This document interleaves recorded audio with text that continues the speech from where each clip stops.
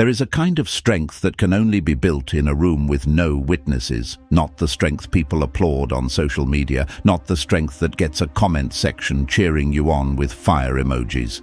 A quieter, harder kind, built in the exact moments when no one is watching, no one is coaching you through it in real time, and no one is coming to carry any part of the weight for you, no matter how much they love you. Most people spend their entire lives arranging their circumstances to avoid these moments. They recruit support before they've even looked at the problem directly. They ask for advice before they've formed their own honest opinion. They wait for someone else to walk beside them before they take the hardest steps of their own life, as if the presence of another person could somehow divide the weight in half. And there is nothing wrong with genuine support when it's actually available and actually helpful. But there is a specific category of experience that the Stoics understood, 2,000 years before modern psychology arrived at a similar conclusion, cannot be outsourced, cannot be shared, and cannot be softened by company, no matter how well-meaning that company is. These are the things you must face entirely alone, in the full and complete sense of that word, and facing them without flinching away is precisely what forges the kind of strength that never leaves you once it has actually been built.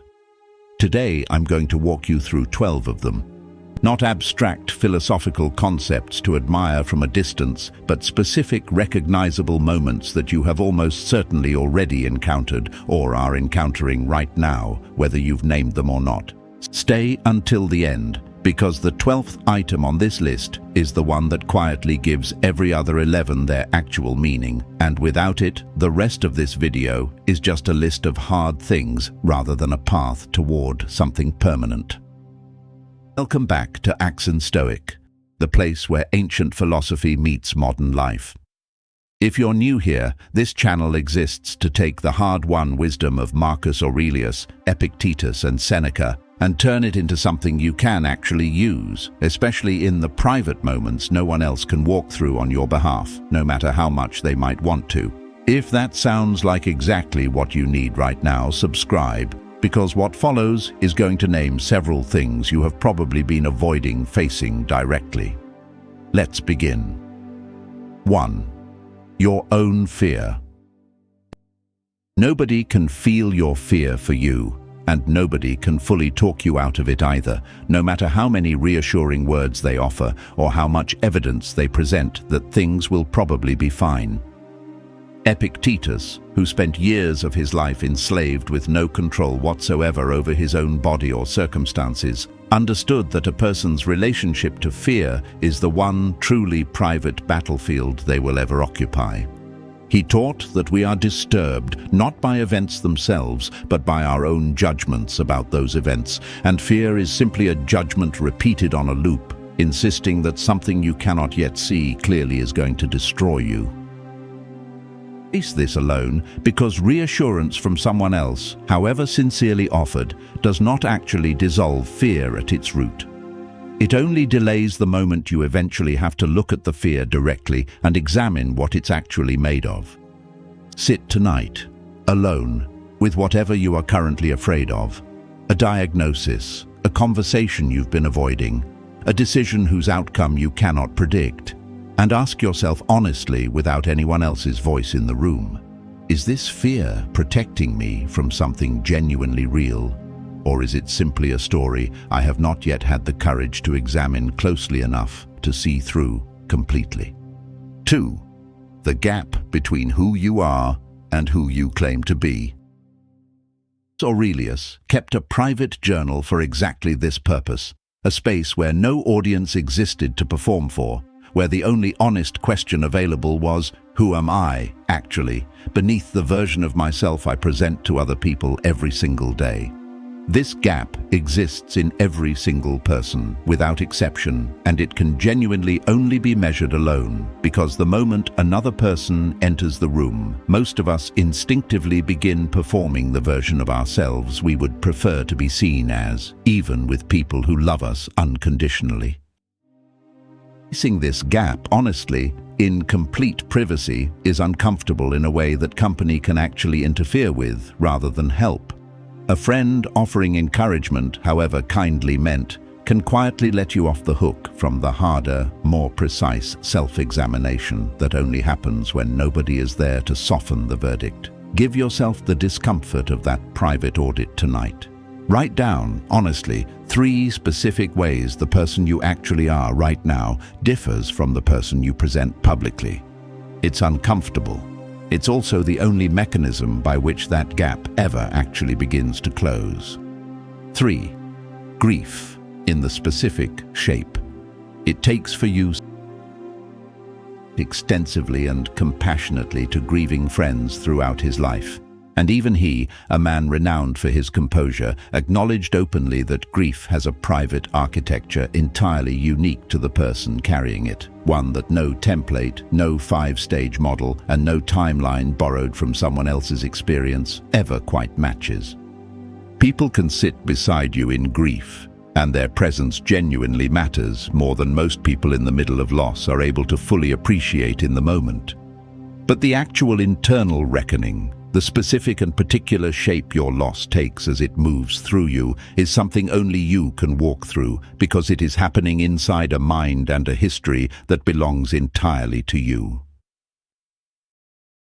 Hardest items on this list, precisely because our culture is so uncomfortable with grief that it constantly tries to shorten or smooth it through company, distraction, or premature comfort.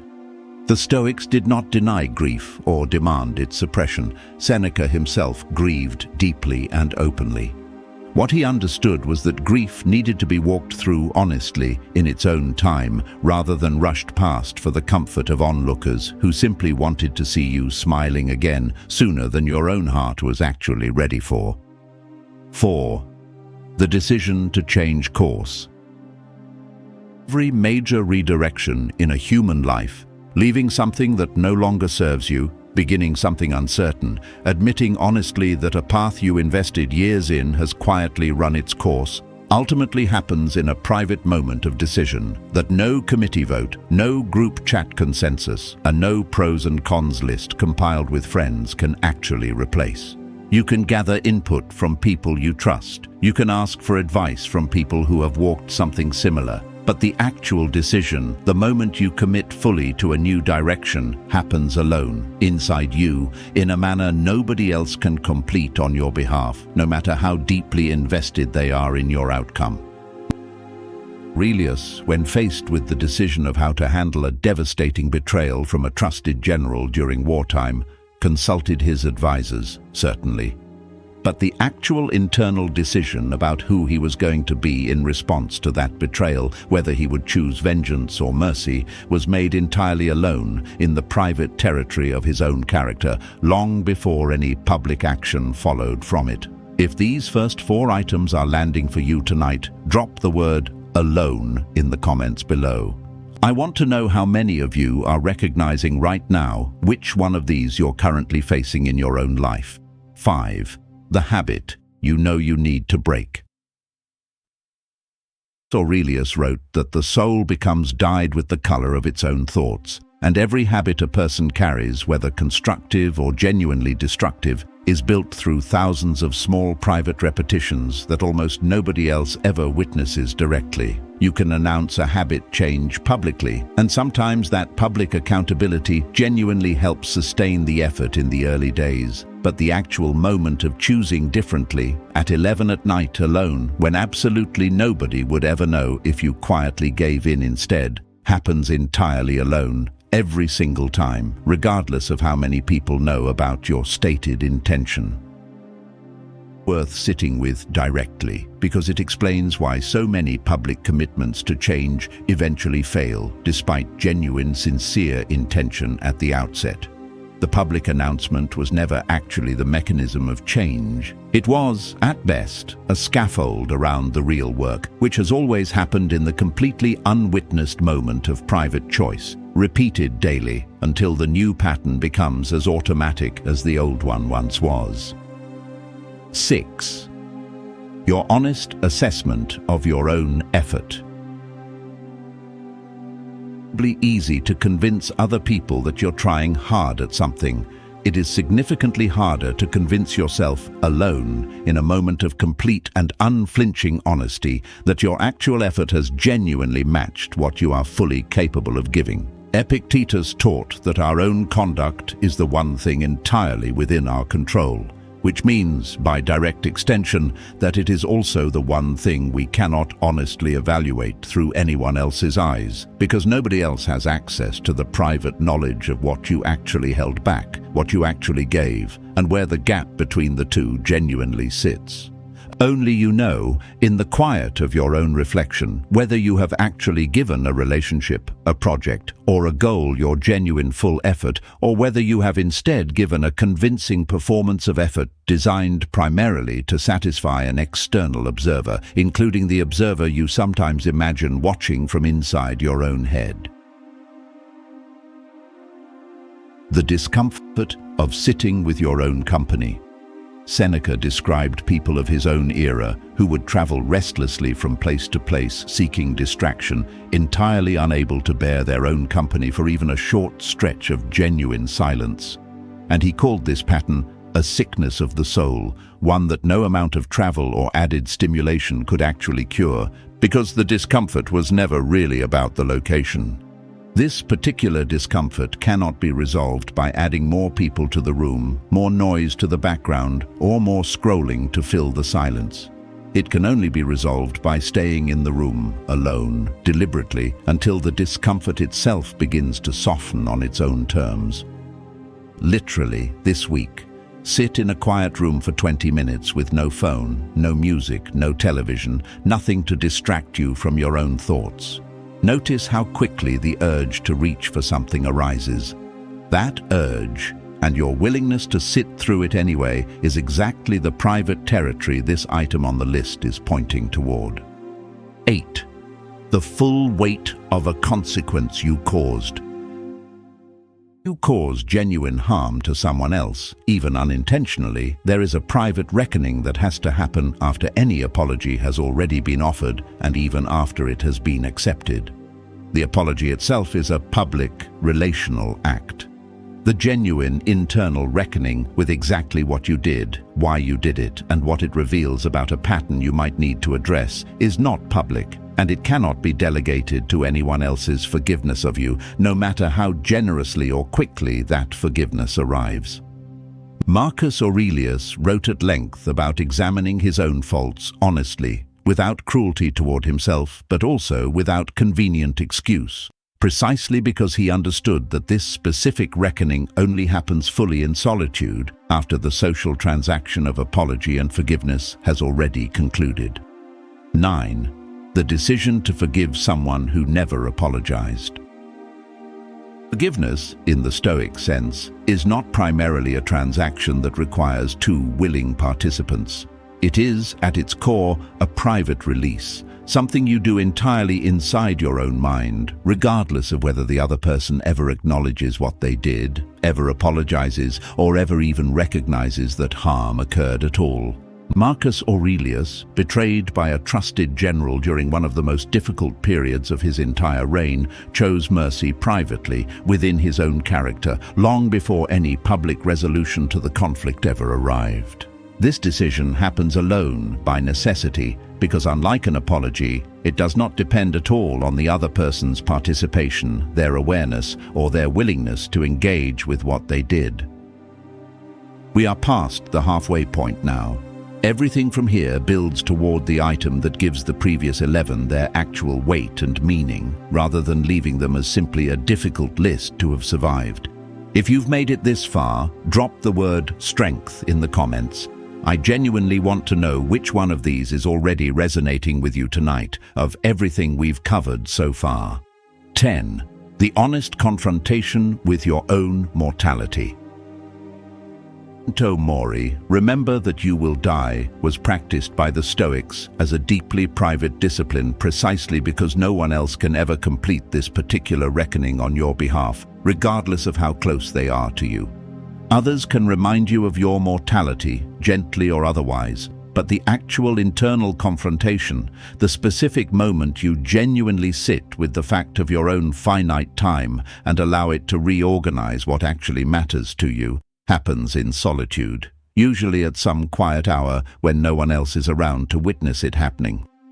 Marcus Aurelius returned to this confrontation again and again throughout his private journal, not because he had settled the matter once and needed no further reminder, but because this particular reckoning apparently needs to be revisited privately, repeatedly, because the mind quietly drifts back toward the comfortable illusion of unlimited time the moment nobody is actively holding the mirror up to it.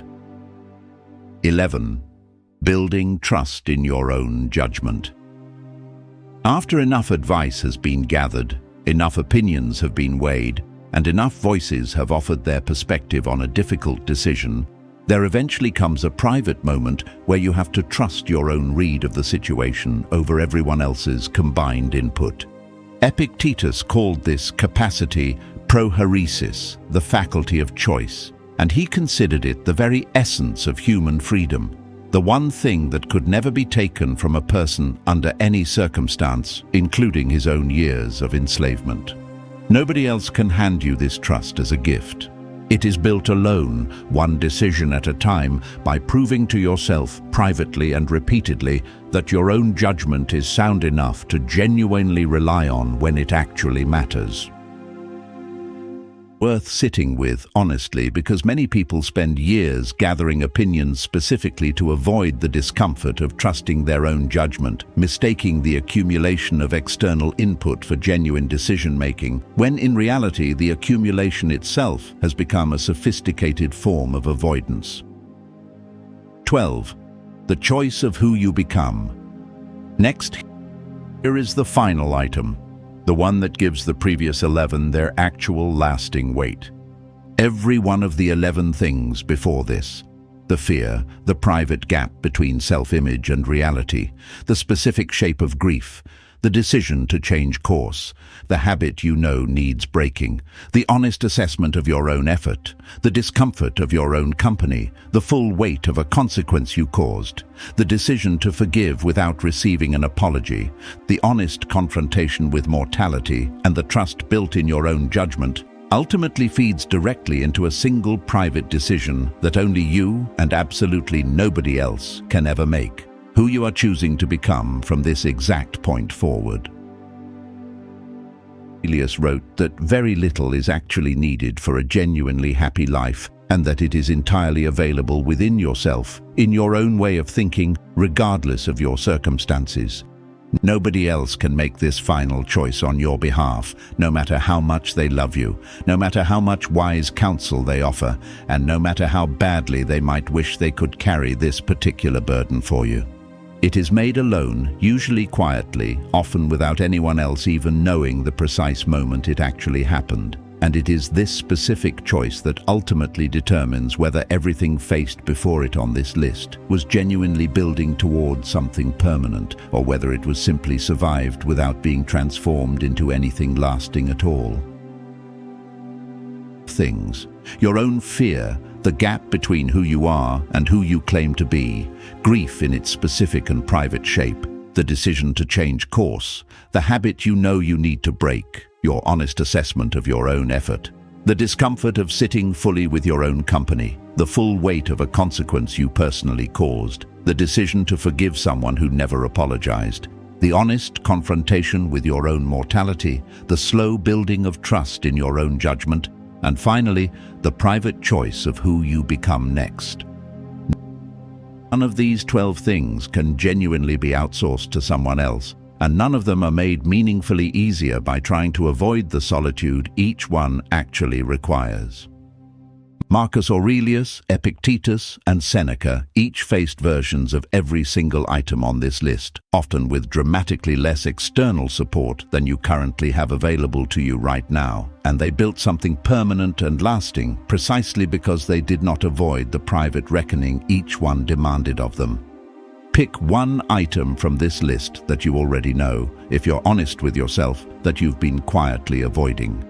Give it the genuine solitude it actually requires this week, without distraction, without an audience, and without rushing toward company the moment it starts to feel uncomfortable. Notice, specifically, What begins to settle inside you once you finally face it directly instead of around it? If this video gave you something real and worth carrying forward, hit that like button before you go and subscribe to Axin Stoic for more of exactly this kind of practical, ancient wisdom built for the parts of life that no one else can walk through with you. Tell me in the comments which one of these 12 you are facing right now, today. I read every single comment. Until next time, remember that the strength you're looking for was never actually going to arrive with an audience present to witness it. Go build it alone, starting tonight.